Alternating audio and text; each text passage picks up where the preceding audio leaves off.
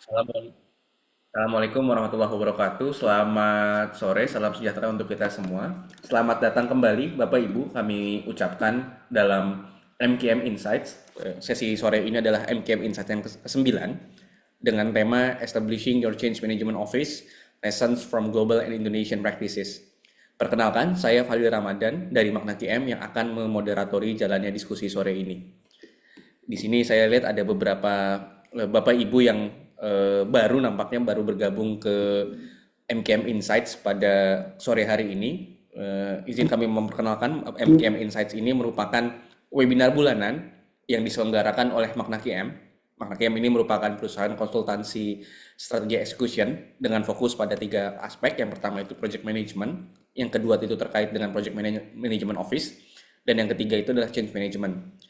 Makna KM sendiri merupakan satu-satunya yang pemegang double credential dari Project Management Institute. Ini terkait dengan Authorized Training Partner dan juga Qualified Education Provider dari ACMP di Indonesia.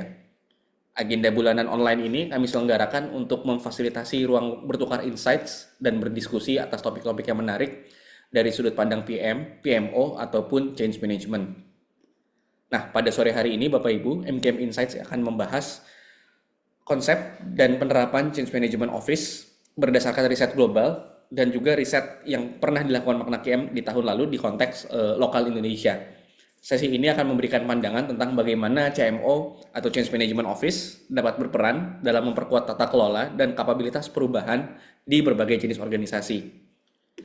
Diskusi sore ini akan ditemani oleh praktisi senior change management di Indonesia sekaligus partner kami, yakni Pak Miko Torista yang sudah juga bergabung di Zoom meeting pada sore hari ini. Pak Miko ini sepak terjangnya sudah sangat panjang dan mungkin untuk di bidang change management ini bisa bisa Bapak Ibu tilik lah nanti selama diskusi kita sore ini.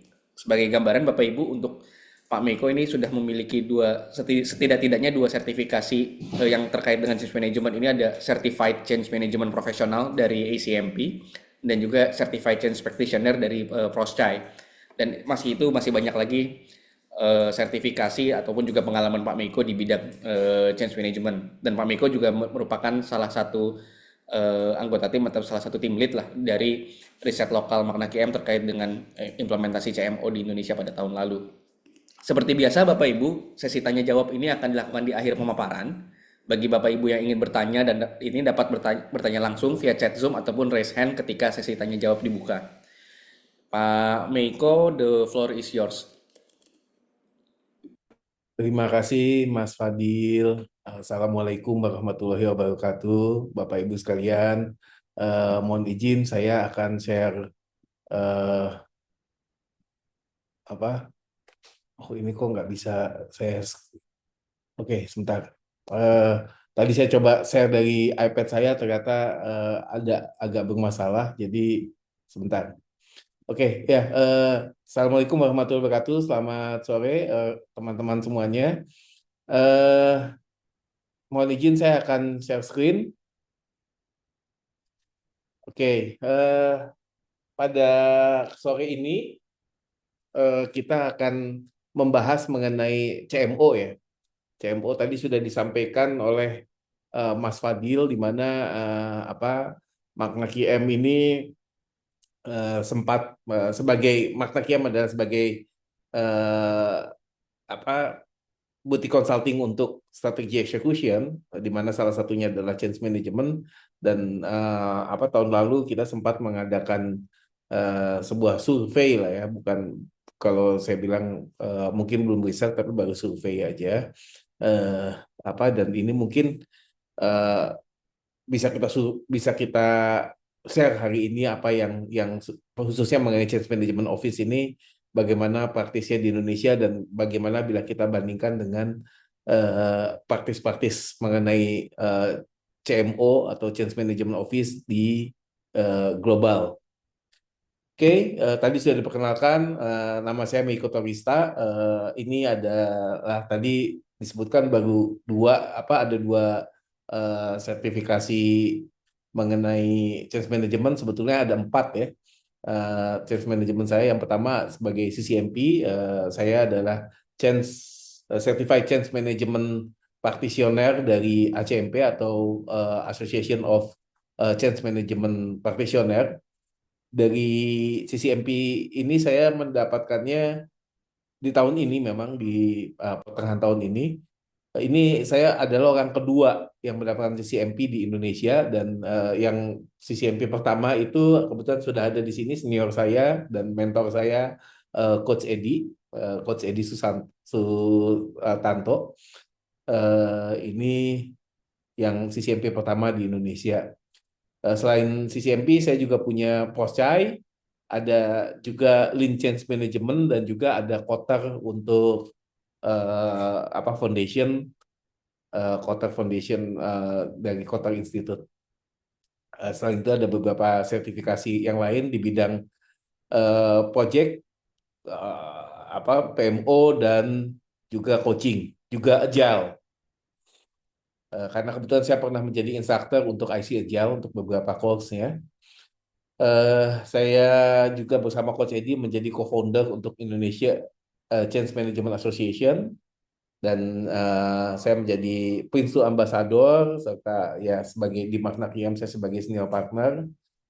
Di bidang PMO saya pernah menjadi anggota juri untuk PMO Global Award, dan juga pernah menjadi kontributor untuk PMI PMO Practice Guide. Oke, makna QM tadi sudah disampaikan apa makna QM, dan kami sudah bekerja sama dengan beberapa klien yang disebut di bawah dan banyak lagi yang lainnya.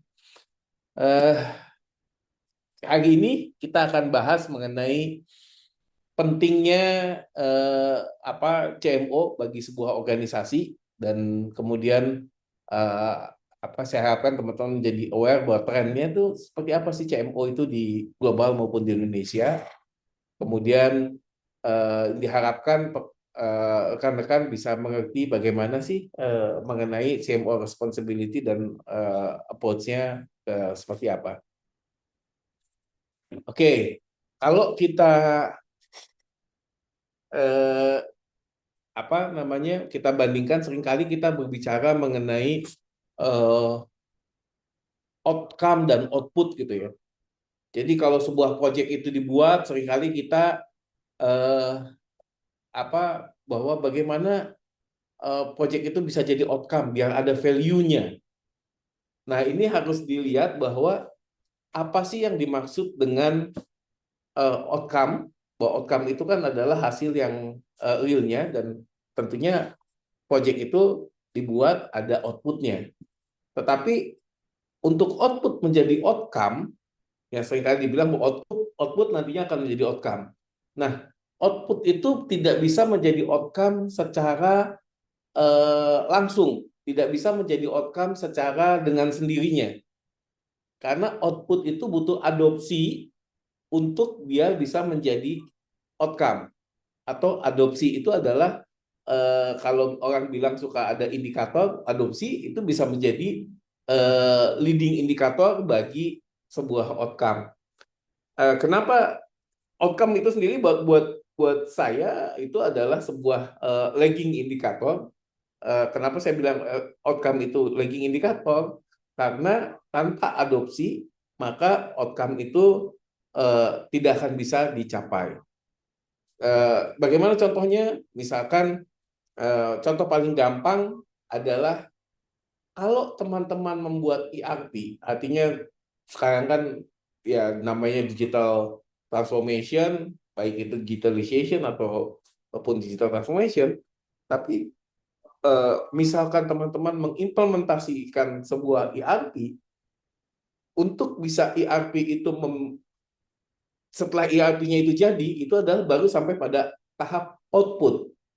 Tetapi untuk bisa mendeliver outcome, seperti misalkan perusahaan menjadi lebih efisien, pengambilan keputusan menjadi lebih cepat, terus kemudian misalkan inventory-nya juga berkurang, ini tentunya butuh adopsi. Artinya ERP-nya itu harus dipakai dulu. Tanpa ERP-nya ini dipakai, maka pengambilan keputusan menjadi lebih cepat itu sulit untuk dilakukan. lalu kemudian ERP-nya ini eh, apa belum benar-benar dipakai, maka akan jadi garbage in, garbage out. Sehingga outcome-nya itu juga untuk efisiensi tidak bisa didapatkan. Contoh yang lain yang lebih mudah, misalkan kita yang lebih mudah, contoh yang lain adalah saya paling senang dengan analogi jembatan. Sebuah poin A ke poin B, misalkan kita bilang bahwa contoh paling gampang gini deh, antara Pulau Jawa dengan Pulau Madura sebelum ada jembatan, dulu orang harus naik ferry. Antri ferry kalau kita pakai kendaraan, lalu kemudian penyeberang dan keluar lagi, walaupun di ferry-nya penyeberangan itu hanya 15 menit, tapi pada faktanya ketika antri masuk dan keluar itu ujung-ujungnya bisa sampai 40 menit gitu, ketika belum ada jembatan. Lalu ketika ada jembatan, outcome yang ingin dicapai adalah penyeberangan dari Madura ke Pulau Jawa itu hanya menjadi 10 menit. Dari yang tadinya 40 menit menjadi 10 menit. Nah, ini tentunya harus ada outcome-nya. Ketika jembatan itu jadi, jembatan itu adalah output-nya. Apakah ini akan langsung menjadi outcome? Belum tentu. Kalau misalkan jembatannya ternyata tidak bisa dipakai. Kalau misalkan ternyata masih ada ketakutan orang lewat jembatan di tengah laut. Gitu. Karena kalau misalkan kalau lewat jembatannya ini orang masih takut kalau ada gempa gimana langsung bisa tenggelam dan sebagainya, sehingga ada fear di sana, ada ketakutan-ketakutan. Atau kalau di dalam change management ini disebut dengan resisten. Nah, resisten inilah yang kemudian akan menghambat proses adopsi sehingga organisasi sulit untuk mendapatkan outcome-nya. Dan ini banyak terjadi di organisasi besar maupun organisasi kecil. Adanya perubahan, ada resisten, dan kemudian output yang sudah dipakai tidak bisa maksimal untuk digunakan sebagai outcome. Nah, proses adopsi inilah yang kemudian bisa kita sampaikan bahwa proses adopsi ini bisa dikatakan proses adopsi ini adalah sebagai sebuah change management yang karena perlu di manage dengan baik. Nah, kalau project manager itu misalkan biasanya lebih fokusnya pada output, maka change manager lah kemudian yang melakukan proses change manager yang kemudian melakukan proses-proses yang di apa proses yang untuk adopsinya sendiri. Gitu. Sehingga ini ya yang kemudian yang dilakukan oleh change manager. Oke. Nah, sekarang kalau project manager biasanya itu kan adanya di level project ya. Bagaimana kalau di change manager kalau di level organisasi? Kalau di dalam level organisasi, change project manager itu punya yang namanya PMO. Ini kok saya nggak mau hilang ya? Eraser. Oke, ya. Kalau project manager di level organisasi ada PMO, nah change manager di level organisasi punya apa? Nah, inilah yang disebut dengan CMO. Jadi jangan membandingkan antara PMO dengan change management, tapi change management itu bandingannya adalah dengan project management, sementara PMO adalah bandingannya dengan CMO. Walaupun seringkali kalau misalkan namanya di dalam sebuah organisasi, dalam sebuah perusahaan, ada departemen PMO atau divisi PMO, terus lalu ada departemen change management, tapi namanya bukan change management office, ya nggak apa-apa, tapi itu tetap biasanya sebetulnya kalau unit di dalam organisasi itu biasanya adalah bergerak sebagai office-nya. Karena dia bisa saja mengelolanya bukan mengelola sebuah proyek, tapi mengelola portfolio dari uh, change management yang ada dan mengelola governance-nya. Yang menjadi change manager-nya adalah fokus pada masing-masing change inisiatif. Kurang lebih perbedaannya seperti itu. Eh, Nama-nama ini berdasarkan surveinya Posai dari tahun 2017 dan 2019, ada banyak nama yang common untuk sebuah CMO. Yang pertama adalah Organizational Change Management. Ada Change Management Center of Excellence. Ada yang disebut Enterprise Change Management atau Change Management Team. Ada lagi departemen yang bisa aja disebut sebagai Strategic Change Management, Change Management Specialist, People Change Management, ada change management division departemen, ada change management network, change practice, change excellence, change enablement, dan lain-lain. Selain itu, yang banyak juga dikatakan, walaupun tidak pakai nama change-nya, itu adalah yang pakai istilah transition, atau pakai istilah improvement, atau pakai istilah strategi manajemen misalkan, atau pakai istilah transformation, karena sekarang banyak juga istilah transformation office, atau pakai istilah execution atau excellence. Ini biasanya unit-unit di dalam sebuah organisasi yang mengelola perubahan. Gitu. Jadi yang mengelola perubahan itu biasanya pakai nama-nama seperti ini. Nah, oleh Poscai, mungkin teman-teman yang belum tahu Poscai, Poscai itu salah satu lembaga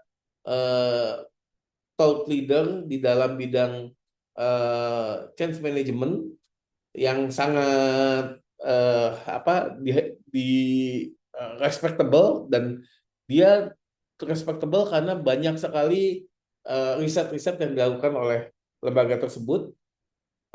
Salah satu yang terkenal mungkin teman-teman sudah sering mendengar kata ADKAR di dalam change management. ADKAR itu singkatan dari awareness, desire, knowledge, kemudian satunya lagi aktif, ability ya, ability, dan kemudian yang terakhir adalah reinforcement. Nah, ADKAR ini sendiri yang membuat adalah Poscai.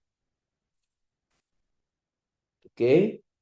Nah, menurut risetnya Poscai yang sama, ada hal yang menarik, yaitu adanya perpindahan, adanya shifting CMO, yang tadinya CMO itu biasanya ada di HR, ternyata CMO itu secara fungsi CMO itu pindah ke dalam fungsinya PMO. Ini yang membedakan di hasil dari yang 2017 ke 2019. Jadi dari sini maaf, yang 2017 dan 2019 masih ada banyak di HR, yang sebelah kiri. Yang sebelah kanan ini adalah research-nya di tahun 2022. Di tahun 2022 yang diterbitkan hasilnya di tahun 2023, bahwa ternyata CMO yang tadinya ada di HR paling banyak, ya kalau kita lihat di tahun 2019 adalah 31%, ternyata di HR pada tahun 2022 itu turun menjadi 26%. Sementara sebaliknya, CMO yang tadinya ada di dalam PMO itu ada 30%, jadi udah deket nih. CMO tadinya itu ada 30 dengan 31%. Pada di tahun 2022 itu menjadi 31%, nggak banyak bedanya. Tapi yang cukup banyak naik adalah yang dari strategi dan transformation. Ini naik dari 20 menjadi 25%.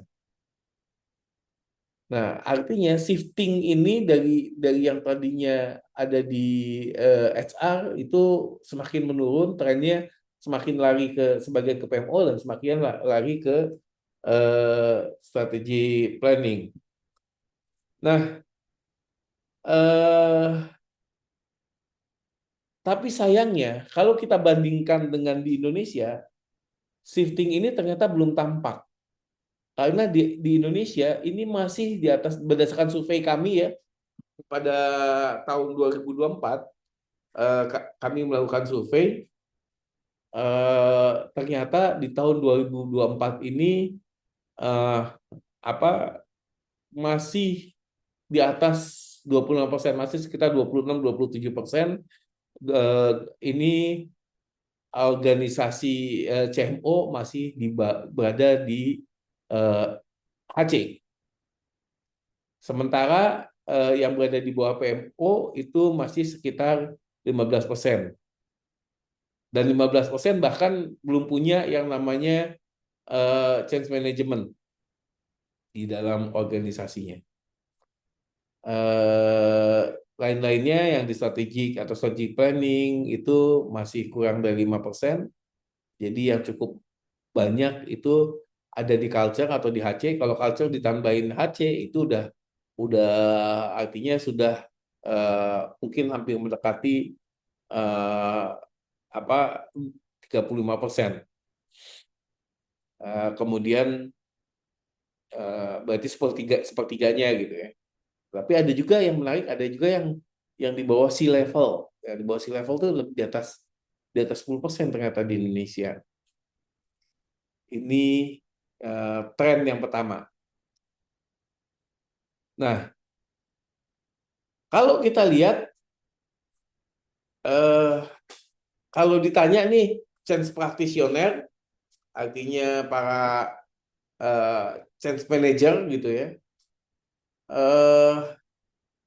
harusnya CMO tuh ada di mana?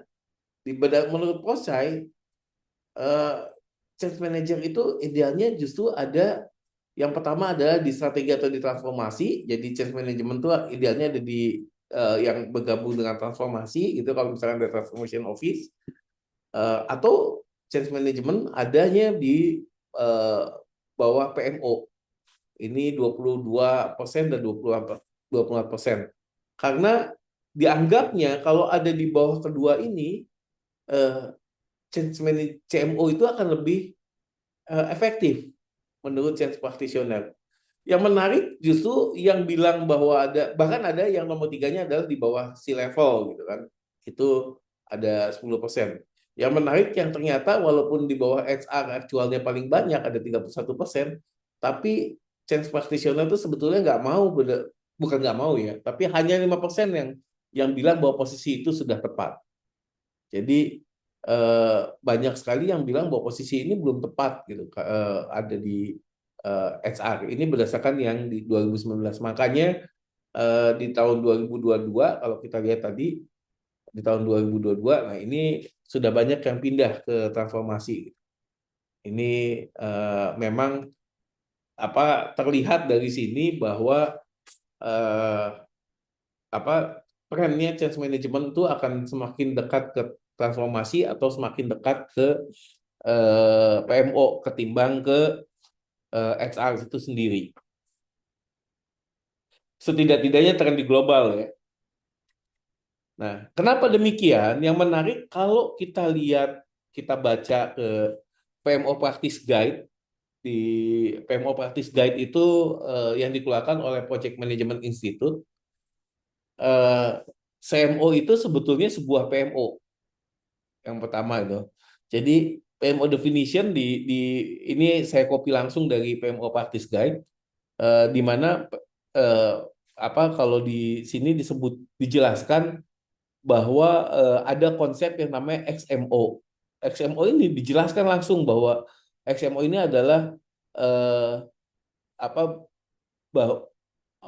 bahwa tujuannya adalah untuk support organisasi mencapai strategik objektifnya. Ini bisa saja terjadi ada XMO. XMO ini berarti bukan hanya project, tapi untuk mensupport strategic objektifnya ini perlu adanya unit gitu ya yang mensupport atau memfasilitasi kolaborasi di antar bagian dan meningkatkan organizational agility. Bukan berarti menggunakan agile ways working, tapi bagaimana organisasi ini menjadi lebih nimble gitu ya.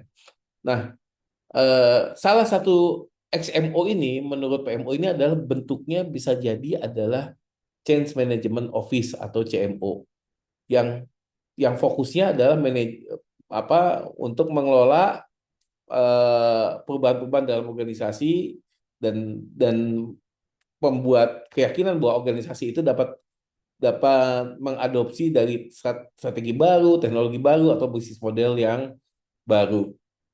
Sehingga bukan cuma masuk ke dalam definisi hal mengenai ini, bahkan juga servisnya sebuah PMO itu ada di dalam practice guide ini disebutkan ada 26 servis yang common untuk sebuah PMO dan nomor 5-nya di sini disebutkan bahwa ada yang disebut dengan organizational change management. Nah, organizational change management ini adalah didefinisikan sebagai mengelola impact dari perubahan pada organisasi di dalam program dan proyek untuk agar terjadi transisi yang baik gitu ya dengan disrupsi yang sedikit gitu. Ini eh, jadi memang berdasarkan PMO Practice Guide sebuah CMO itu adalah PMO juga.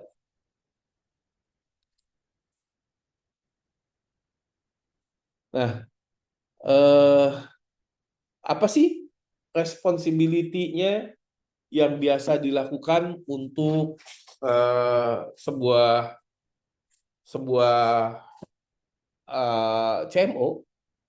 Sebuah CMO ini berdasarkan dari survei ternyata pekerjaan utamanya justru bukan mengelola perubahannya secara langsung. Tapi menurut surveinya Poscai di tahun 2017 dan tahun 2019, yang utama mereka pegang adalah eh, membuat dan mengelola dari metodologi change manajemennya, governance change manajemennya di dalam organisasi tersebut. Yang kedua adalah eh, maintain untuk change management tools-nya. Jadi tools-tools untuk change management itu mereka yang maintain itu adalah CMO-nya. Yang ketiga itu adalah untuk tracking-nya. Keempat itu masih cukup banyak yang pakai juga adalah untuk coaching sponsor, gitu kan. Dan baru pada kelimanya baru untuk provide change management resources untuk specific project. Jadi memang sebuah unit CMO itu belum tentu di dalam sebuah organisasi itu mengelola langsung eh, change yang terjadi. Mengelola change-nya itu adalah dengan memaintain metodologi, kemudian men-tracking progress, kemudian tools-toolsnya, dan provide coaching-nya gitu. Tapi belum tentu bahwa dari CMO itu sendirilah yang kemudian eh, mengelola satu persatu project change yang inisiatif yang ada di dalam organisasi. Itu yang eh, apa beberapa hal yang lain di sini juga cukup banyak ya. Kenapa sebuah CMO itu jarang untuk mengelola perubahan secara langsung? Ini wajar saja karena FTE atau full time employee dari sebuah CMO itu ternyata memang eh, sorry FTE atau full time employee itu atau headcount-nya eh, kebanyakan hanya 2 sampai 5 orang saja gitu. 2 sampai 5 orang itu dari dari dari dulu surveinya seringkali 2 sampai 5 orang, 50 sekitar 50% itu 2 sampai 5 orang. jarang sekali ada CMO yang di atas 5 orangnya. Dan pasti kalau sampai CMO itu di atas 5 itu udah organisasinya udah besar sekali. Nah, karena keterbatasan inilah maka sebuah CMO itu sebetulnya jarang untuk mengelola eh, apa perubahan yang terjadi secara langsung day to day-nya. Lalu siapa kalau gitu yang mengelola day to day perubahannya? Ya tentunya yang mengelola day to day perubahannya adalah dari inisiatif ownernya sendiri atau dari tim dari yang memiliki inisiatif eh, untuk perubahan tersebut. Eh, apa dengan demikian lalu CMO hubungannya apa? Tadi hubungannya ya CMO bisa provide metodologinya, provide tools-nya, kemudian tracking project, kemudian juga menjadi mentor bagi bagi change managers yang membutuhkan gitu ya. Dan juga meningkatkan pada intinya adalah bagaimana meningkatkan capability dari change management di dalam organisasinya. Kalau sampai sebuah CMO dengan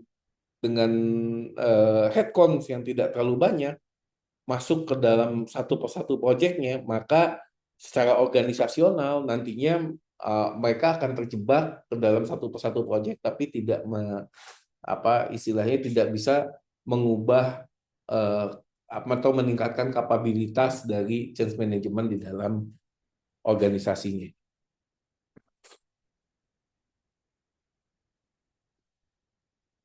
Oke, nah eh, ternyata tren yang tadi di dunia di Indonesia juga kurang lebih sama, di mana di Indonesia ini CMO ini ternyata 58% itu eh, apa maintain CM metodologi gitu kan.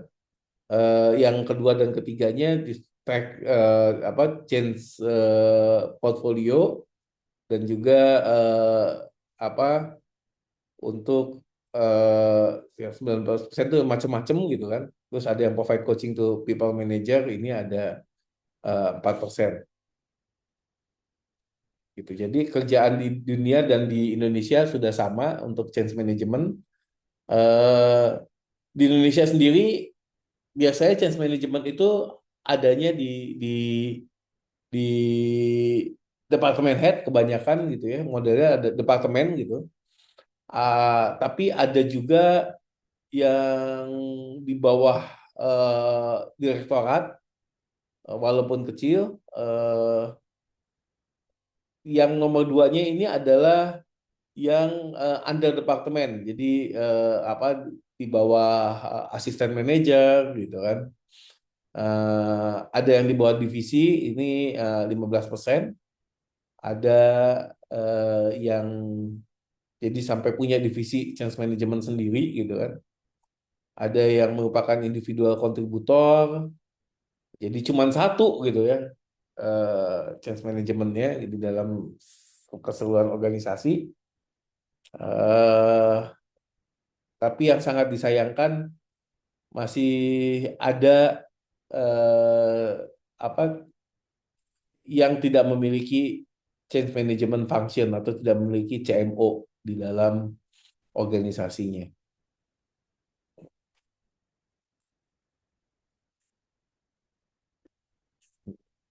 Hmm.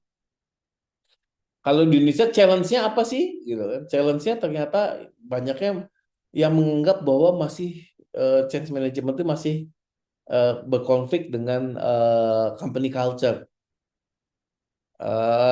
Pada saat pengisian survei ini ada 3 yang sama, ada mengenai komitmen dari top management, terus kemudian konflik interest dari stakeholders dan budget dan manpower.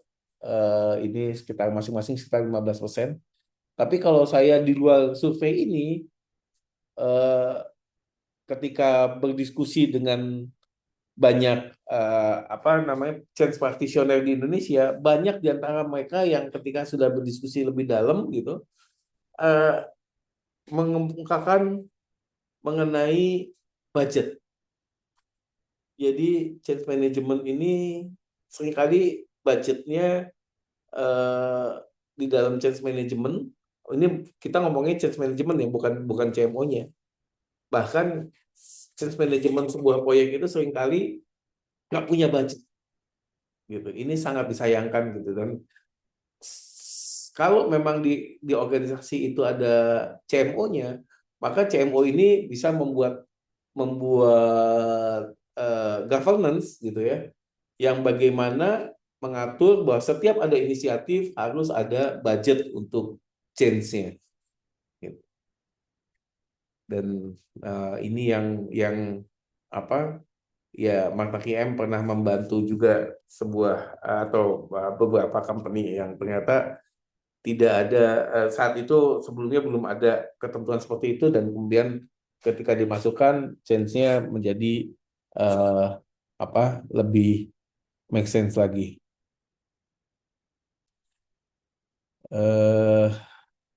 Yang berikutnya ini adalah yang menarik, temuan yang menarik dari survei kami, bahwa ternyata lebih dari 46% peserta surveinya pada saat itu adalah belum punya metodologi secara internasional metodologi. Jadi artinya apa kebanyakan mereka bikin sendiri metodologinya. Hanya 17% yang sudah pakai ADKAR dan kemudian dikombin dengan metodologi lain gitu ya. Ada yang hanya pakai ADKAR, itu ada 8% gitu kan.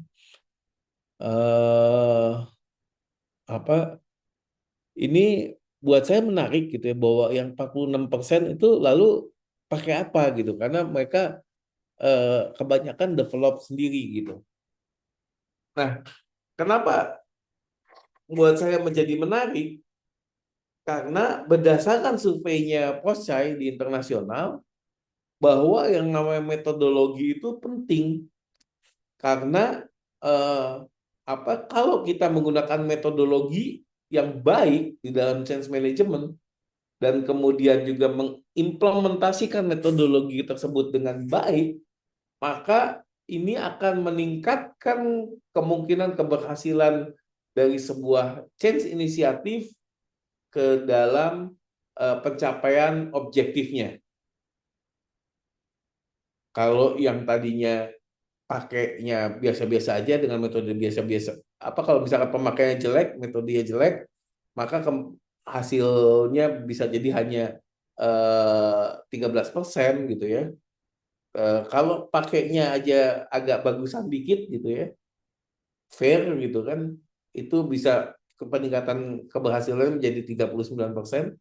Tapi kalau pakai yang metodologi yang baik dan kemudian mengimplementasikannya baik, bisa sampai ke 88% kemungkinan untuk mencapai objektifnya dari sebuah change inisiatif.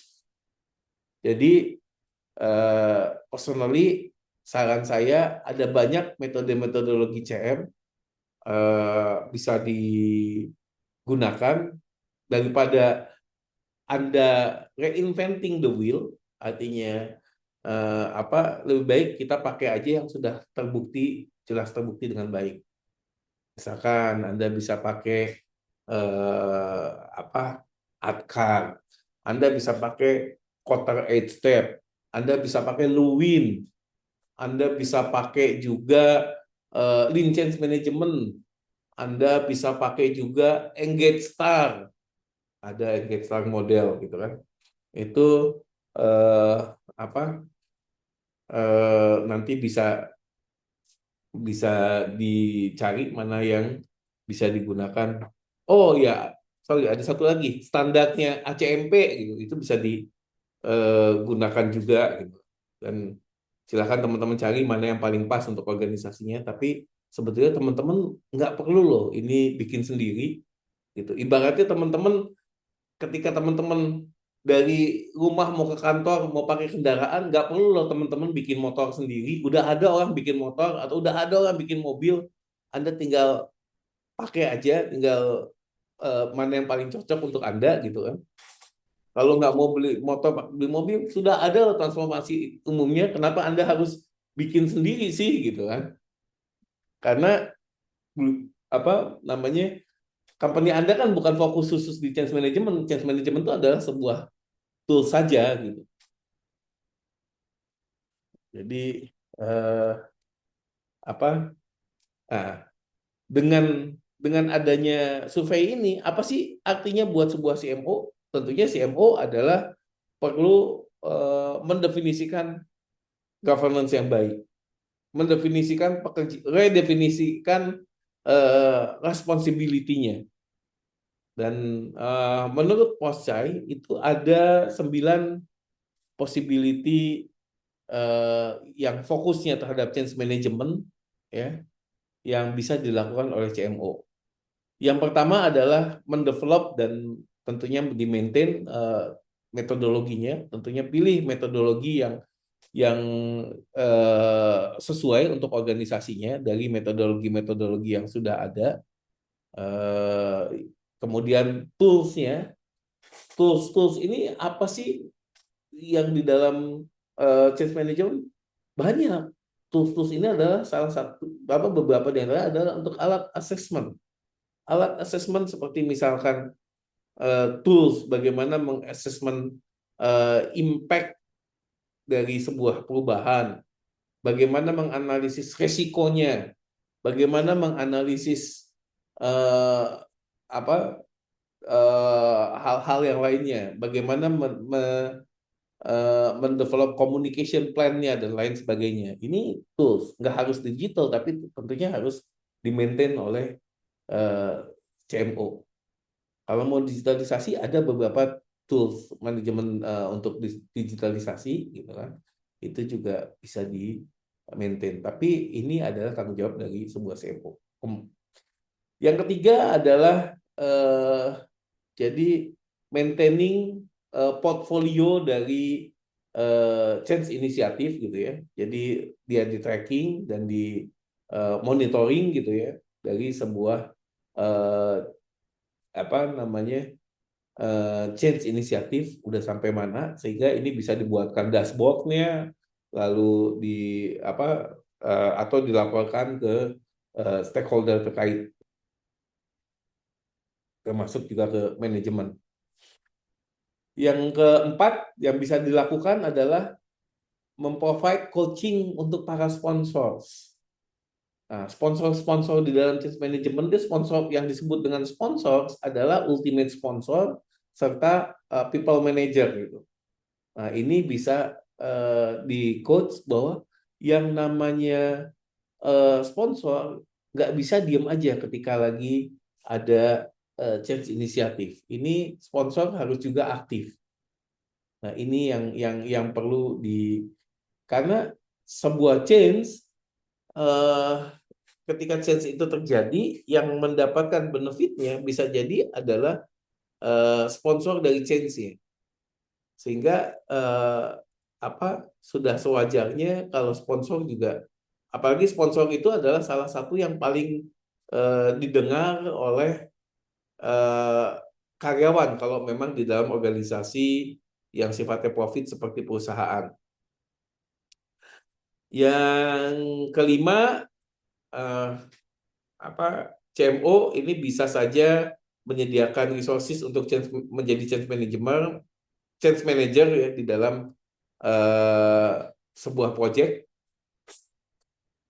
Ini maksudnya adalah CMO berarti mengelola sebuah change secara langsung. Yang saran saya ini harus ada governance-nya, change seperti apa yang bisa dikelola oleh CMO secara langsung. Kalau enggak, CMO-nya akan terjebak mengelola proyek-proyek yang bisa jadi change inisiatifnya itu tidak besar, tapi diminta untuk dikelola oleh CMO, oleh sponsor dari change-nya tersebut. Nah, ini yang tentunya perlu juga dihindari ya. Kalau enggak nanti malah CMO-nya tidak punya waktu untuk tugas-tugas yang lebih besar.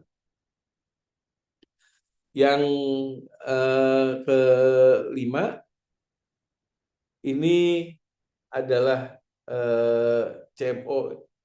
Tadi yang kelima itu untuk yang provide CM ya. Yang keenam ini adalah maintaining change management community. Maksudnya ini perlu ada komunitas change management di dalam organisasi. Artinya kalau di dalam istilahnya kalau di dalam agile tuh ada guild-nya, ada guild. Jadi artinya orang-orang yang punya interest yang sama gitu kan. Tentunya di sini juga maintaining change agent-nya di dalam sebuah perusahaan kan tentunya perlu ada change agent-nya. Nah, perusahaan-perusahaan besar change agent makin besar. Kalau saya dengar dari Pertamina, change agent-nya Pertamina itu ada 8.000 orang. Saya dengar dari BRI juga ada ribuan change agent-nya. Pegadaian juga sama, saya dengar gitu ya, ada ribuan orang. Nah, itu kan perlu di-maintain. Lalu tadi nomor 7, ini provide coaching ke people manager gitu ya. Sama seperti nomor 4, dimana kalau nomor 4 itu ke sponsornya, ini ke people managernya. Nah, nomor 8 ini juga penting, karena nomor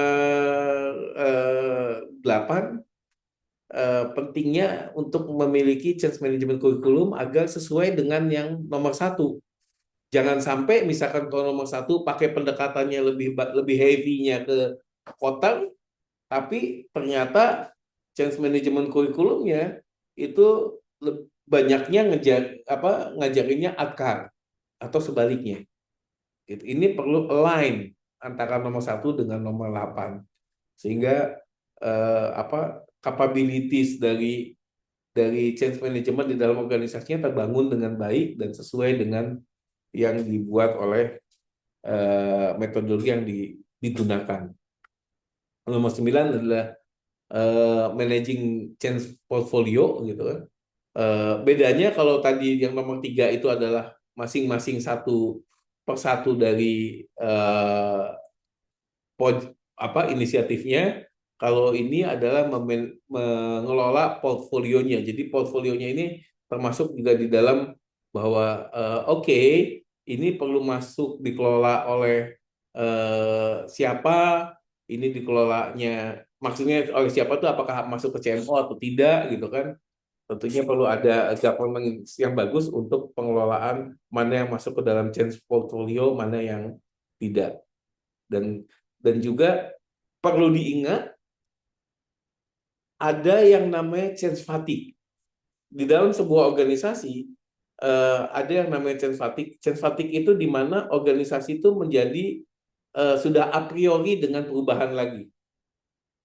Kalau sudah a priori seperti ini, maka terus terang sulit untuk berubah. Karena ketika ada perubahan, udah dibilang, alah, bentar lagi juga akan berubah lagi, ngapain sih kita berubah? Gitu. Nah, ini akibat portfolio change-nya terlalu banyak. Di dalam suatu waktu terlalu banyak yang berubah sehingga orang menjadi a priori dengan perubahan. Ini harus dicegah dengan managing change portfolio. Itu. Yang terakhir bahwa kalau struktur dan responsibility-nya nggak ada yang namanya silver bullet ya. Sesuai juga dengan PMO Practice Guide, sebuah PMO itu unik, di mana PMO satu dengan PMO yang lainnya dengan organisasi, baik itu sama organisasi industri, satu industri gitu ya, atau berbeda, apalagi kalau beda industri, nggak bisa sama 100%. Jadi nggak bisa kondisi yang ada di sebuah organisasi dibawa ke organisasi yang lain karena belum tentu kondisinya sama. Nah, begitu juga dengan CMO. Jadi ini adalah unik sehingga banyak hal yang harus dipertimbangkan ketika kita mendevelop sebuah CMO.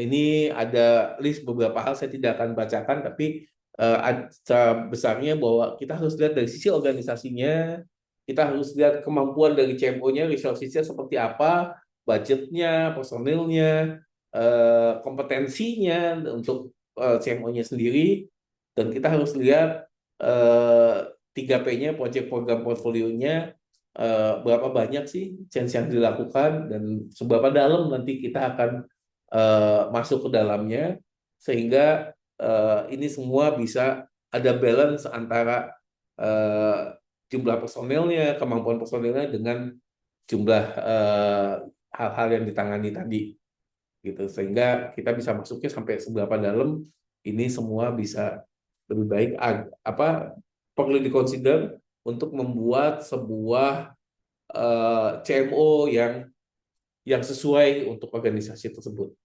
Saya nggak bilang bahwa CMO yang terbaik, tapi CMO yang sesuai. Karena kalau kita bilang yang terbaik, ini juga sulit. Karena kan sebuah CMO ini nggak fix, karena akan tergantung pada perubahan-perubahan yang signifikan di dalam sebuah organisasi.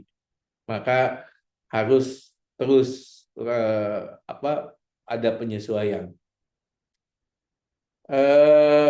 Kira-kira itu dari saya. Sebelum saya tutup, saya mau ngajak teman-teman untuk yang belum bergabung dengan ISMA. ISMA ini adalah Indonesian Change Management Association. Silahkan scan di sini untuk bergabung berdiskusi mengenai change management. Ini nantinya akan masuk ke dalam WhatsApp grupnya ISMA, sehingga kita bisa berdiskusi lebih jauh di sana mengenai change management, karena banyak sekali praktisi-praktisi, ada ratusan praktisi, dan juga tentunya pakar-pakar change management Indonesia yang ada di grup ini. Silahkan teman-teman bergabung ke sana dan untuk mendiskusikan change management, dan akan ada banyak yang bisa teman-teman berdiskusi, menjadi teman diskusi di sana untuk mungkin bisa benchmarking atau problem solving secara bersama. Yang berikutnya, kalau teman-teman tertarik untuk belajar lebih jauh bersama Magna QM untuk change management, kebetulan minggu depan kita akan ada training. Training ini, Particle Change Management Training ini bisa jadi persiapan untuk mendapatkan CCMP atau Certified Change Management Practitioner. For your information, saat ini CCMP di Indonesia baru ada 4 orang. Ada Coach Edi yang pertama, saya nomor 2, yang ketiga ada dari Bandung, dan yang keempat dari Pertamina. Yang keempat ini lulusan batch 1-nya PCM kami. Dan tentunya menjadi CCMP itu juga ada beberapa syarat yang lain ya, bukan hanya training saja gitu. Ujiannya CCMP ini kalau di project management kurang lebih seperti PMP-nya lah. Ujiannya juga ada 120 soal 3 jam ya, sama kayak ujian PMP. Kalau PMP tapi lebih banyak sedikit ya, maksudnya lebih banyak sedikit, lebih banyak daripada CCMP. Kalau di PMP itu kalau nggak salah 180 soal dalam 4 jam. Kalau di CCMP 150 soal dalam 3 jam. Beda 1 jam. Kalau teman-teman tertarik, silahkan menghubungi Mbak Salsa. Ini nomor WA-nya bisa dicatat atau di scan, udah langsung kontak. Kabar baiknya adalah untuk teman-teman yang ikut di webinar kali ini, Magna QM memberikan diskon sebesar 1 juta rupiah dari harga harga harga publishnya. Oke, sebelum question answer, saya hanya mau menyampaikan bahwa yang bahaya yang sebenarnya ada dalam sebuah turbulence itu bukan turbulence sendiri, tapi ketika kita eh, apa bertindak berdasarkan logika-logika yang kemarin atau sudah ketinggalan zaman. Demikian dari saya. Terima kasih untuk teman-teman semua. Saya kembalikan ke Mas Fadil. Silakan Mas Fadil. Baik, terima kasih Pak Meiko atas pemaparan terkait dengan hasil riset global dan hasil survei yang pernah dilakukan Magna QM sebelumnya. Ya, sebelum kita beranjak ke sesi selanjutnya, Bapak Ibu, ini izin mengingatkan kembali untuk dapat mengisi from presensi MKM Insights yang baru saja saya kirim kembali di chat box. Ini untuk bagi Bapak Ibu yang apa namanya yang sudah merupakan PMI member ini bisa mendapatkan free video dari kehadiran Bapak Ibu dalam MKM Insights dan juga tentunya eh, bisa mendapatkan diskon spesial, harga spesial untuk mengikuti training Practical Change Management yang akan dilaksanakan oleh Magna QM di pekan depan. Baik, nah dari pemaparan Pak Miko tadi setidaknya bisa saya rangkum ada 3 poin, Pak Miko dan Bapak Ibu. Yang pertama itu adalah peran Change Management Office ini berperan penting untuk memastikan proper adoption dari outputnya project agar organisasi ini mendapatkan intended outcomes dari yang ingin dihasilkan dari project tersebut. Dan juga CMO ini mungkin namanya itu tidak letter atau literal sebagai change management office, mungkin ada fungsi change management aja atau fungsi change strategy dan lain sebagainya. Dan bahkan menurut PA Project Management Institute ini CMO ini juga merupakan salah satu varian dari PMO yang fungsinya ini mengelola perubahan organisasi untuk beradaptasi dengan strategi dan model bisnis baru. Dan yang kedua adalah tadi Pak Miko juga paparkan riset dari Proset dan riset dari Magna QM ini bahwa secara tren global struktur CMO ini mulai bergeser arahnya ke diampu oleh PMO, tapi di Indonesia fungsi change management ini masih dominan berada di bawah human capital atau HR ya.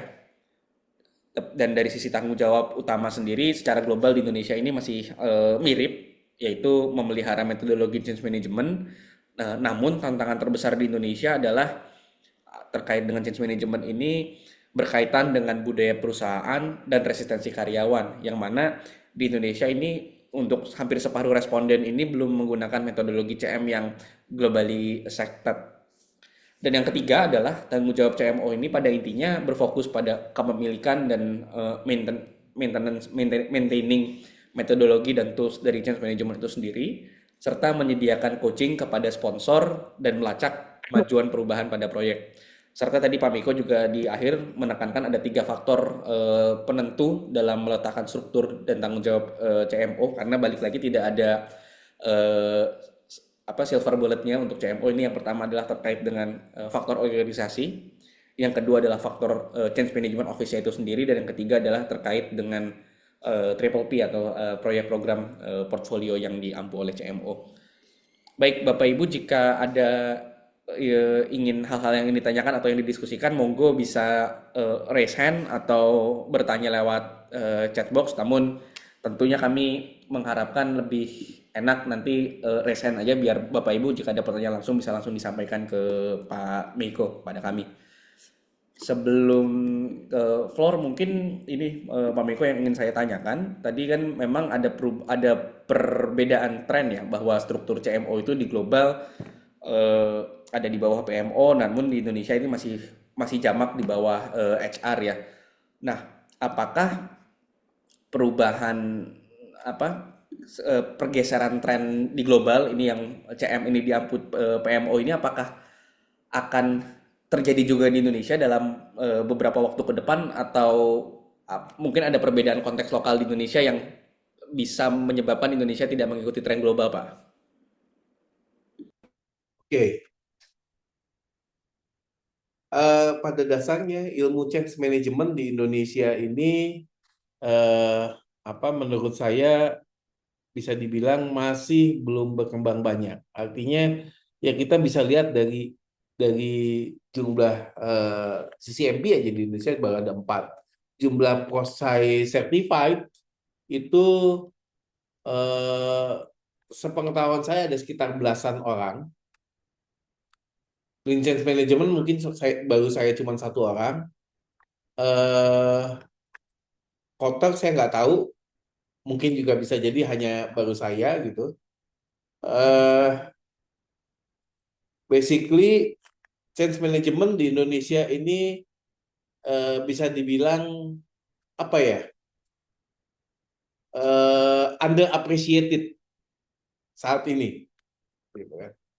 Nah, eh, jadi masih dianggap bahkan di Indonesia kalau di bagian-bagian kalau misalkan ada di kantor-kantor cabang ada ketika ada yang apa ada misalkan ada kursi untuk orang manajemen perubahan atau change management gitu ya.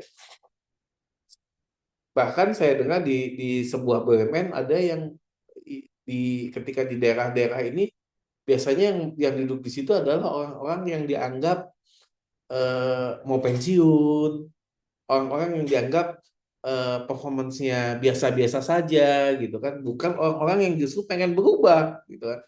Kan aneh sebetulnya kalau yang namanya divisi perubahan itu adalah orang-orang yang sudah sulit untuk berubah gitu kan.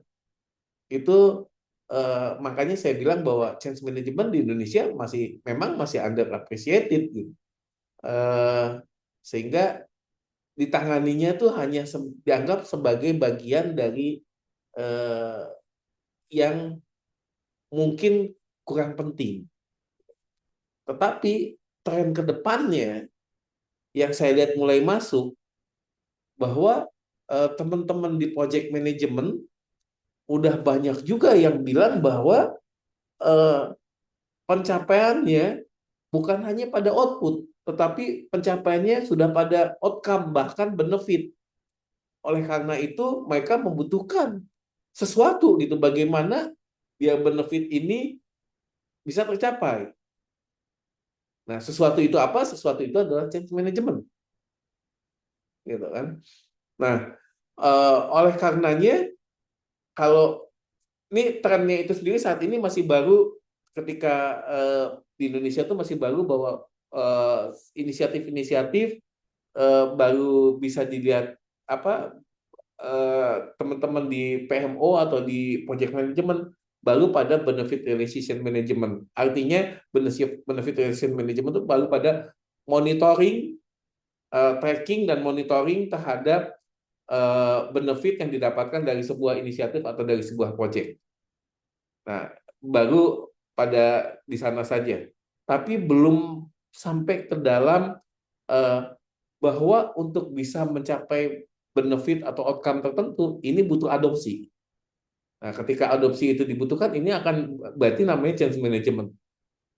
Nah, kalau di Indonesia istilahnya eh, apa perhatian ini semakin besar, maka tren yang ada di luar yang ada di global itu akan masuk ke Indonesia juga. Gitu. Saat ini memang masih barulah teman-teman di dalam project management pun masih banyak yang belum terlalu aware dengan hal ini. Tapi eh, arah kesannya sudah muncul gitu. Kalau arah kesannya sudah muncul, maka kita hanya tinggal menunggu waktu bahwa tren yang tadi CM itu akan banyak adanya di bagian dari PMO atau di transformasi ketimbang di HC atau HR. Gitu. Saya bilang ini bukan sesuatu yang benar atau salah sebetulnya, tetapi ini eh, apa bahwa pengelolaan perubahan organisasi atau perubahan culture ini adalah hanya inisiatif dari sebuah change management secara keseluruhan. Karena yang dikelola dalam change management itu bukan hanya perubahan culture, tetapi juga perubahan dari proses bisnis, perubahan dari prosedur-prosedur yang ada di dalam bisnis. Termasuk juga prosedur ini akan berubah karena ada digitalization atau digital transformation. Sehingga tidak cukup bahwa ini hanya ada di bawah HR. Gitu, kira-kira. Begitu Mas Fadil, saya kembalikan ke Mas Fadil.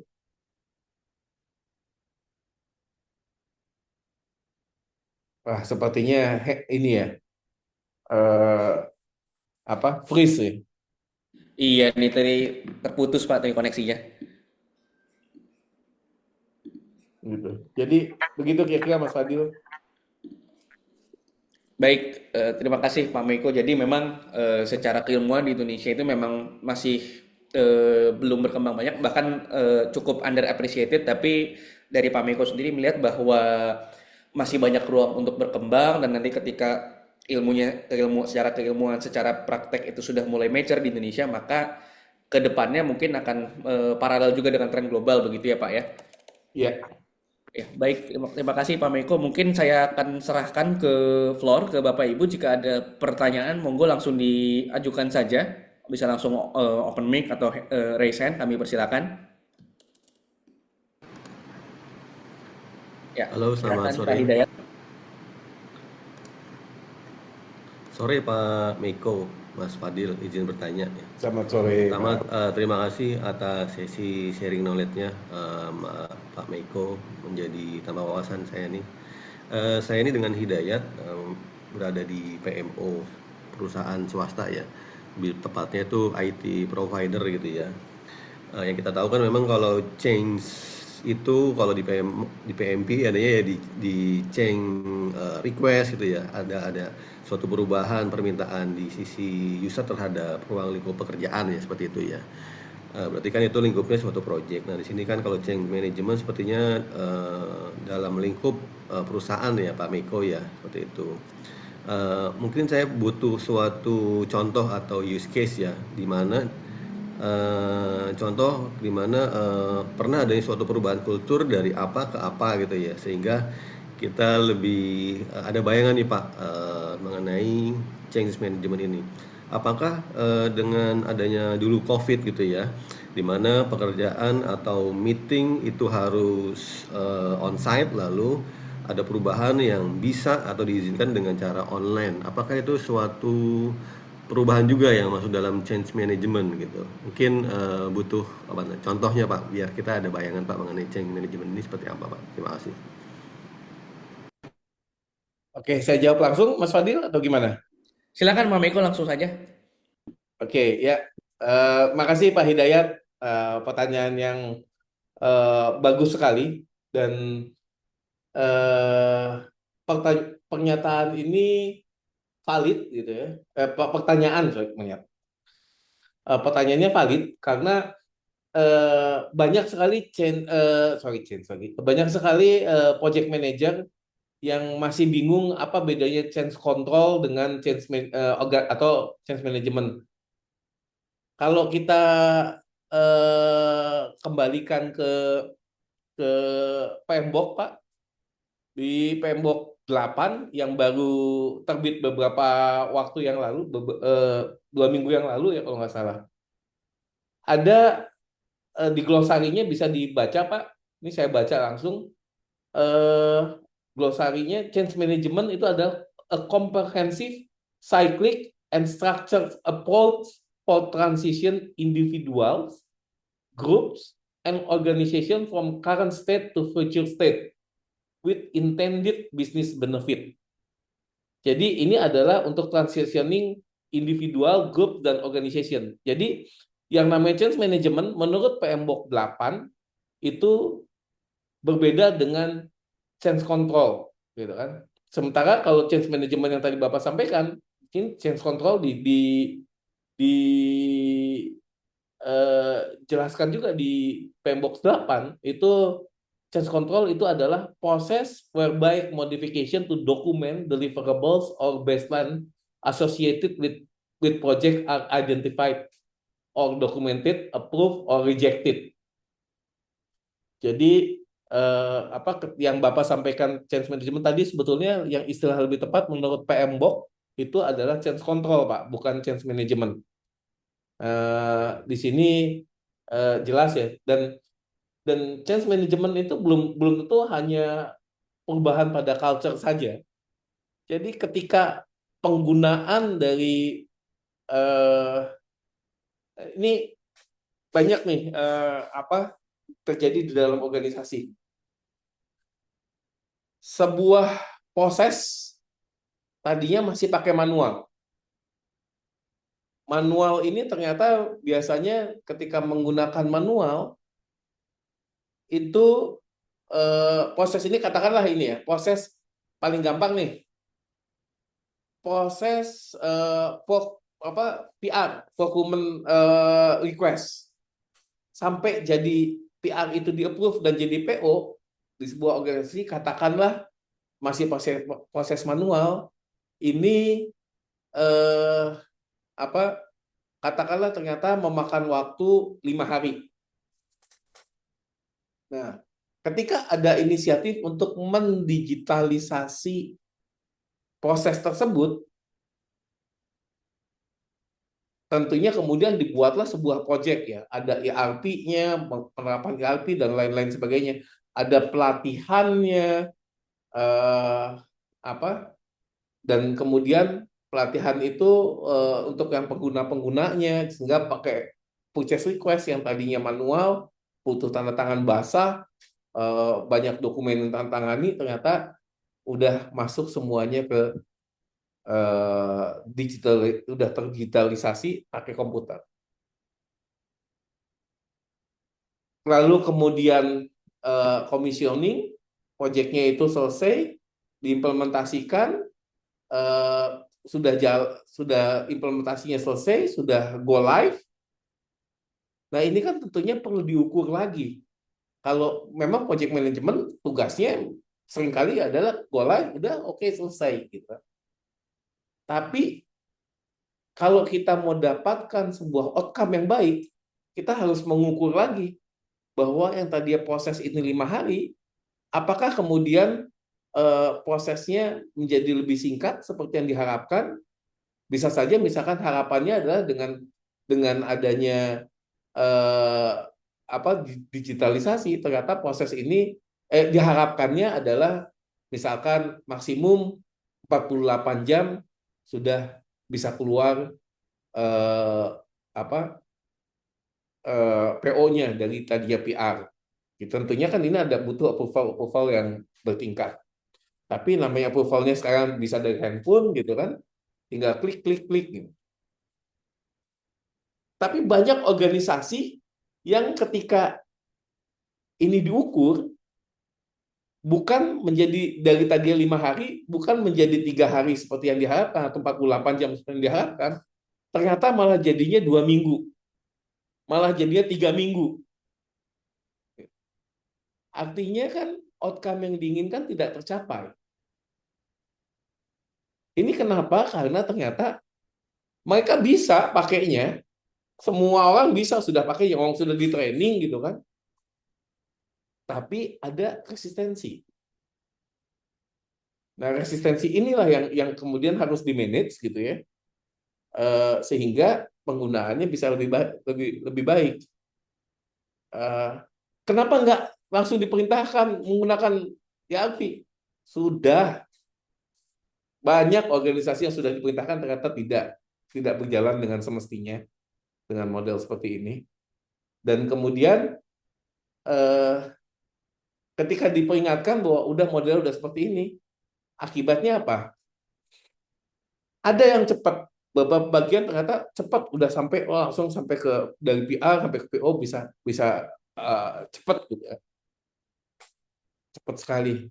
Ternyata para approval itu memberikan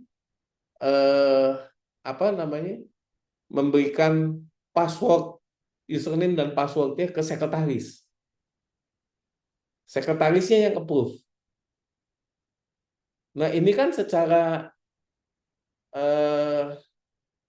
sebetulnya secara security gitu ya, di dalam IT security kan bukan hanya masalah IT-nya saja, tapi ketika udah membagikan ketika sudah membagikan username dan passwordnya ke pihak ke orang lain, ini adalah sebuah pelanggaran. Dari sisi IT security ini pelanggaran, tapi bukan cuma itu, dari sisi bisnis bisnis akan melihat bahwa sebetulnya sekretaris ini kan nggak punya kemampuan menilai bahwa sesuatu ini layak di-approve apa tidak. Karena bisa saja ini sebetulnya tidak di-approve. Tapi karena sekretaris ya dia akan approve, semuanya akan di-approve. Gitu. Ini yang perlu dikelola behavior orang-orangnya. Jadi mengelola orangnya ini yang disebut dengan change management, Pak. Kalau di dalam PM Box 7 itu kalau Bapak lihat di PM Box 7 itu jelas banget disebut sebagai organizational change management. Bahkan di dalam PM Box 7 itu ada beberapa model change management seperti ADKAR, Kotar, Lewin itu disebutkan di dalam PMBOK 7. Ada sekitar 5 halaman di PMBOK 7. Saya lupa halamannya, mungkin halaman 179 kalau nggak salah gitu, apa halaman 79. Pokoknya ada 79 ya, seingat saya. Begitu kira-kira Pak Hidayat, apakah sudah cukup jelas atau belum, Pak? Alhamdulillah udah cukup jelas Pak Miko. Terima kasih Pak Miko. Oke. Silakan Mas Fadil. Baik, terima kasih Pak Hidayat atas pertanyaannya. Terima kasih juga Pak Miko atas penjelasannya tadi terkait dengan perbedaan change control dan change management dan juga terkait juga dengan kasus real change management di eh, beberapa perusahaan. Baik, Bapak Ibu jika ada pertanyaan monggo langsung saja open mikrofon atau raise hand atau lewat chat kami persilakan.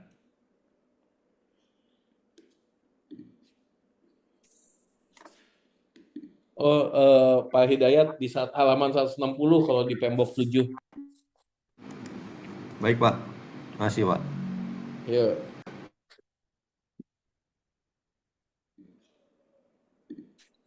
Baik nih, nampaknya belum ada. Jadi saya mungkin lanjutan Pak Miko tadi terkait dengan pertanyaan saya yang pertama ini dan apa namanya. Jadi kira-kira langkah apa yang bisa diambil oleh manajer change management atau praktisi change management di internal ya Pak ya? Karena kan memang tadi kan Pak Miko sudah sebutkan memang secara keilmuan dalam tanda kutip masih underappreciated, lalu juga dari surveinya Magna QM ini masih mayoritas belum menggunakan metodologi internasional. Nah, kira-kira langkah yang paling tepat gitu, yang paling praktis bagi praktisi change management di internal ini bisa mengadvokasi gitu dalam tanda kutip pentingnya fungsi change management ke top management dan membuktikan dampak dari change management itu tanpa menunggu tren organisasi berubah secara struktural begitu Pak. Oke.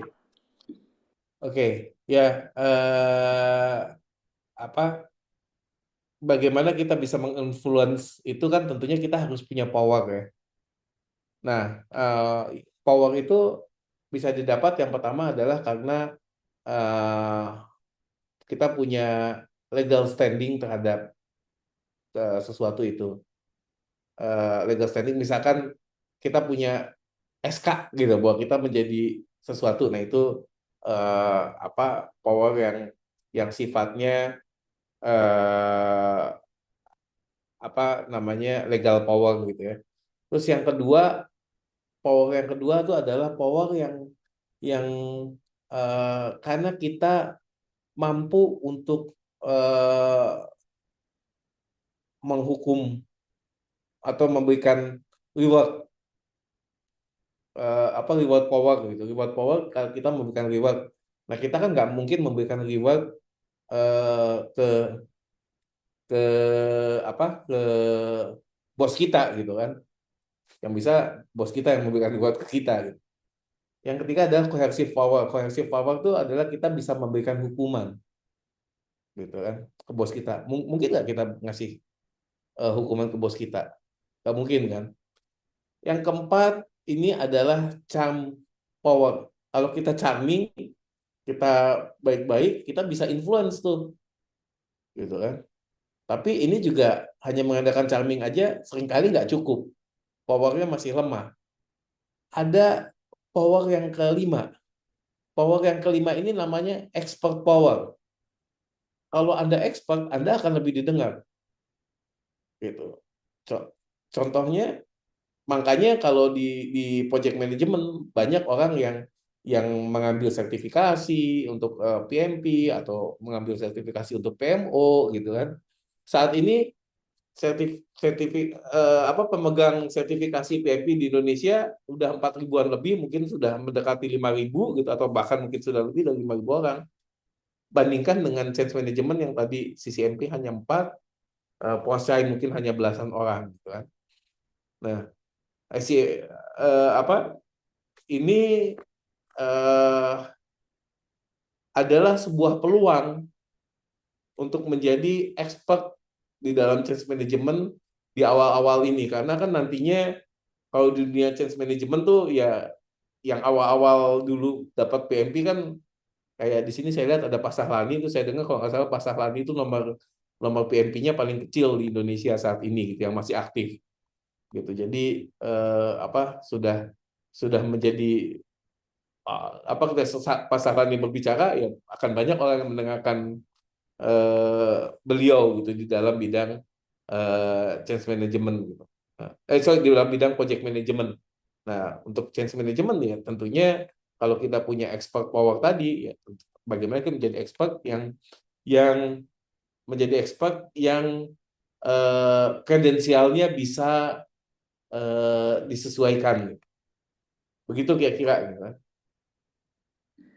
Jadi memang perlu bagi praktisi change management internal itu membuktikan bahwa mereka itu memang expert di bidang change management. Jadi ketika menginfluence manajemen jadi punya dasar yang lebih kuat begitu kurang lebih Pak Miko ya. Betul, betul, Baik. Terima betul. kasih Pak Miko. Mungkin Bapak Ibu jika ada pertanyaan kembali atau hal yang ingin didiskusikan monggo langsung saja open mikrofon. Ya, saya ada pertanyaan, Mas Fadil. Silakan Ya, Bu Mira. ya dengan Mira, Pak Miko dan Mas Fadil.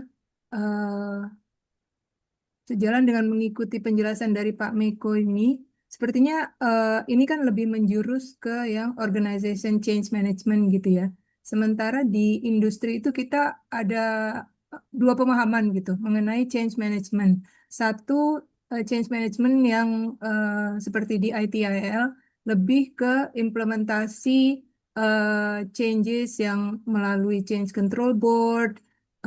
Jadi real case-nya di industri itu biasanya kayak implementing patches, implementing product changes, itu masuk ke change management yang kita dipegang oleh change manager gitu role-nya. Mereka yang biasanya mengkoordinasikan schedule change ini dan mengkolek segala requirement yang dibutuhkan untuk change ini bisa masuk ke production, get the approval, dan implement. Itu change management yang lebih ke yang CRQ base, yang kayak di ITIL. Dan kalau yang ini saya lihat lebih ke yang organization change management yang di bahwa change itu dalam suatu transformasi gitu biasanya ya Pak ya, yang melibatkan seperti involving change management strategy, identifying the change agent, membuat komunikasi, training untuk socialize the change itu di dalam suatu organisasi gitu ya Pak ya. Jadi maksudnya pertanyaan saya basicnya jadi ini two different kind of change management. Yang satu kayak lebih ke yang CRQ implementation yang dijelaskan oleh Pak Miko ini yang lebih ke transformational change gitu ya Pak. Oke. Eh, Seperti yang tadi saya jelaskan sebelumnya, bahwa kalau yang tadi disampaikan oleh Bu Mira, kalau di PMBOK itu namanya change control, bukan change management. Jadi change control itu memang adalah eh, apa ketika ada modifikasi terhadap dokumen deliverable atau baseline gitu kan. Sementara kalau change management baik di PMBOK ataupun asosiasi-asosiasi change management, jadi manajemen itu sebuah sebuah profesi juga dan punya asosiasinya gitu. Beberapa di asosiasinya diantaranya ada ACMP atau Association Change Management Profesional gitu ya, ada Change Management Institute, ada Human Change Management, ada banyak lah juga asosiasi-asosiasinya, dan juga sertifikasinya itu mendefinisikan bahwa change management nggak harus dari sisi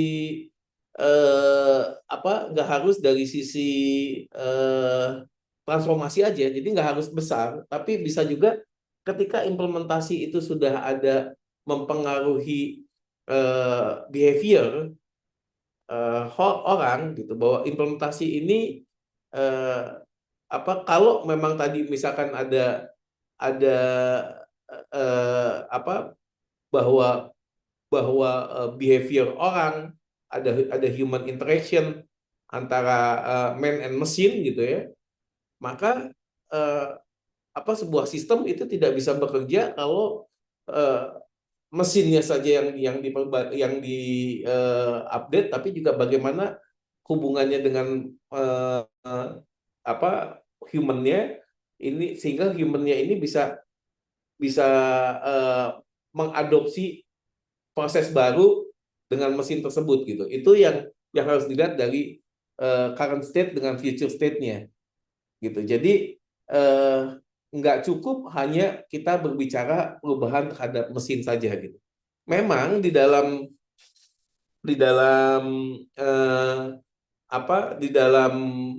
change management sendiri ada yang fokusnya hanya terhadap human saja, ada yang fokusnya terhadap human and machine. Tapi saya melihat kalau yang sebutannya hanya ke mesin saja, itu lebih ke arah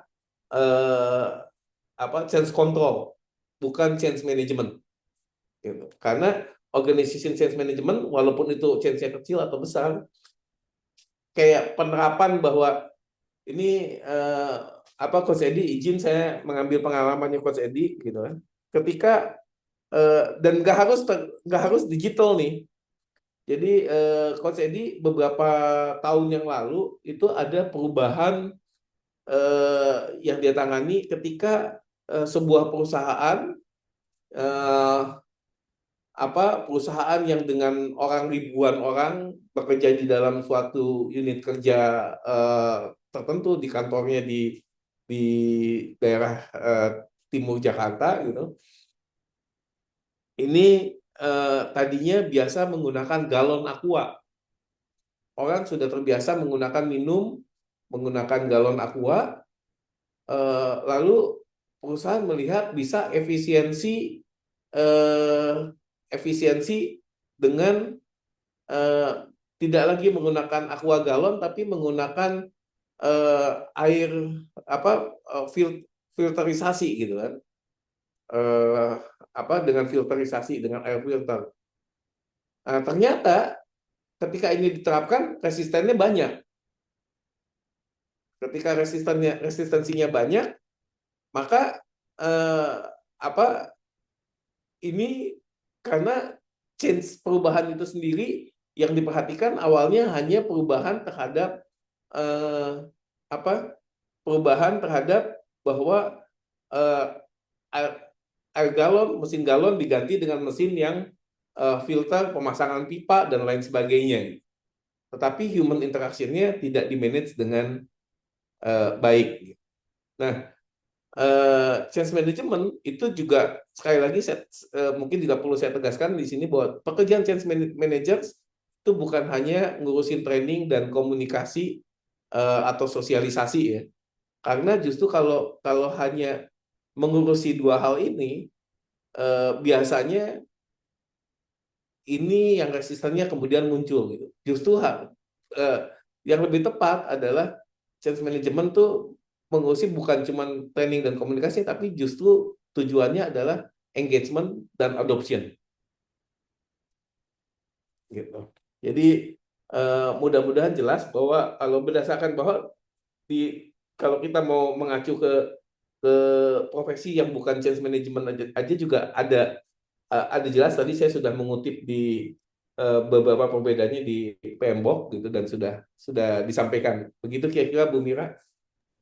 Ya, baik. Terima kasih, Pak. Hanya mau menambahkan sedikit, Pak ya. Tapi terkadang di organisasi yang megang change control itu role-nya disebut sebagai change manager. Itu aja mungkin yang kadang-kadang kita menjadi punya dualisme definisi gitu for a change manager. Ya, that's why yang saya bilang bahwa profesi change management di Indonesia masih underappreciated gitu, karena masih banyak kesalahan pengertian bahwa change management itu seperti apa gitu kan, gitu. Itu yang that's why saya bilang mau bahwa change management itu underappreciated gitu. Banyak organisasi yang sudah bahkan ketika mengurusi human interaction-nya dengan sudah ada change manajemennya, yang saya lihat change management itu baru tahu ada perubahan ketika sudah digitalnya menjelang go live. Nah, dengan demikian ini sebetulnya buat change management tuh udah telat, udah sangat terlambat untuk kita bisa benar-benar membuat engagement yang baik, karena sudah mau go live kita cuma dikasih dari sisi change management cuma dikasih suruh udah lu training dan sosialisasi gitu. Ini nggak cukup waktunya untuk engagement yang baik. Nah, itu saja untuk organisasi yang sudah ada yang ngurusi hal ini masih belum aware bahwa kerjasama antara project management dengan change management tuh harusnya ada sejak inisiasi dari sebuah inisiatif, bukan di ujung ketika menjelang go live. Apalagi ya saya tidak bisa menyalahkan bahwa ada organisasi yang masih menganggap bahwa change management tuh hanya ngurusin change control gitu. Itu juga tidak saya salahkan gitu, tapi itu semakin membuktikan bahwa profesi change management tuh masih underappreciated gitu aja sih. Ya, terima kasih, Pak.